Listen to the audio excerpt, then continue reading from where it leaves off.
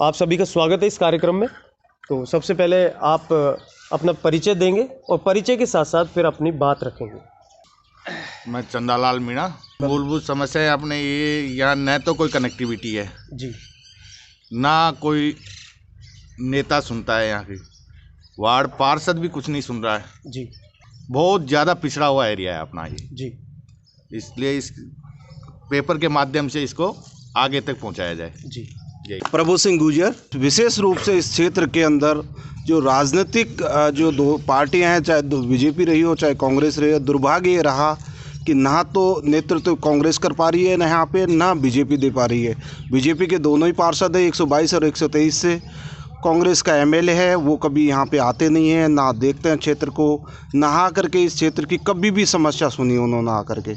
अब ये करीब 30 कॉलोनियाँ इस एरिया के अंदर, जिनमें ना तो रोड नाम की कोई चीज़ है, ना लाइटों की सुचारू ढंग से व्यवस्था है, ना यहाँ पे सीवर लाइनों का कुछ है, ना हाईवे से NH11 से यहाँ की कनेक्टिविटी है, ना हॉस्पिटलों से कनेक्टिविटी है। एक तरीके से एक जयपुर के अंदर ही एक पिछड़ा हुआ क्षेत्र है, सबसे जयपुर में सबसे ज़्यादा, जबकि हम एक ग्रेटर जयपुर के अंदर पड़ते हैं। या तो हमको यहाँ रहते हुए भी अंदर जाके कमरा या मकान लेना पड़ रहा है, या गेस्ट हाउसों में जाके वहाँ रहना पड़ता है बच्चों को तैयारी के लिए। शैक्षिक दृष्टि से यदि हम बात करें तो यहाँ आसपास तो बड़े विद्यालय विकसित है नहीं है और नया क्षेत्र विकसित हो रहा है। तो यहाँ एक बार कि एक नया ऐसा कोई इंग्लिश मीडियम विद्यालय हमारे आसपास, छोटे छोटे जो बच्चे हैं जो वहाँ सड़क क्रॉस नहीं कर पाते हैं, तो हमारे इस मीनापाड़ी क्षेत्र में 123 और 122 जो वार्ड जो कवरेज हो जाते हैं, यहाँ एक इंग्लिश मीडियम विद्यालय की स्थापना की जाए। और साथ ही जो मेन जो समस्या आती है रोड की कनेक्टिविटी, एक 122 और 123 का एक जो बॉर्डर आता है, यहाँ से लोग कम से कम 500 लोग डेली गुजरते हैं। हमने आए दिन ये देखा है कि कोई भी जनप्रतिनिधि इस पानी की समस्या का निराकरण नहीं कर पा रहा है, जबकि आसपास है जाने की पानी की बात है। यदि इस पर कोई बराबर ध्यान दे तो कम से कम आए दिन बीकलों के लिए कोई समस्या नहीं हो। बहुत सारी गंदगी फैल रही है, गंदगी से सारी बीमारियां भी पैदा हो रही हैं। तो एक तो ये जो 122 और 123 का जो पानी जो रोड है, ये बॉर्डर बनता है, अब हर जनप्रतिनिधि कहता है हम इसमें नहीं है, हम इसमें नहीं है, तो ये समस्या हो जाता है। रोड की जैसे कि कनेक्टिविटी NH11 से हो जाए और इधर ये लूनी आवाज़ से कनेक्टिविटी हो जाए, साथ ही आसपास एक कोई इंग्लिश मीडियम विद्यालय स्थापित हो जाए, ये मेन बड़ी समस्या होती है। और मैंने देखा कि सरकार सीवरेज के लिए ग्रामीण क्षेत्रों के लिए बढ़ावा दे रही है, नगर पालिका क्षेत्रों में बढ़ावा दे रही है, जब तक कि यहाँ नगर निगम है, ग्रेटर नगर निगम है, तो यहाँ सीवर लाइन जरूर बिछाई जाए। और सुरक्षा के लिहाज से बात करें तो यहाँ पे आए दिन चोरी के मामले और इस तरह के मामले बढ़ते जा रहे हैं। आप स्वयं पुलिस में रहे हैं, तो यहाँ किस तरह की वर्किंग है, किस तरह की सिक्योरिटी पर्पस देखने में सामने आता है? सिक्योरिटी पर्पस तो ये है कि कॉलोनी वालों को कोई एक गार्ड तैयार करना पड़े, पुलिस भी थोड़ी गश्त बढ़ाए जी। थाने वाले, अब लंबा एरिया पड़ता है जी। तो इसमें ये तो संभव नहीं है कि वो हर कॉलोनी को कवर कर लें और हर मोहल्ले को कवर कर लें जी। तो इसके लिए तो मेन तो यही रखना। जब जनता को कोई फ़ायदा ही नहीं मिलेगा, जनता जवाब तो ज़रूर देगी जी। भाई। अपने यहाँ पे वोट खूब जुड़वाए, अभी ऐसा नहीं है कि वोट भी नहीं जुड़े हुए हैं, अच्छी हमने मेहनत करके यहाँ पे वोट जुड़वाए हैं।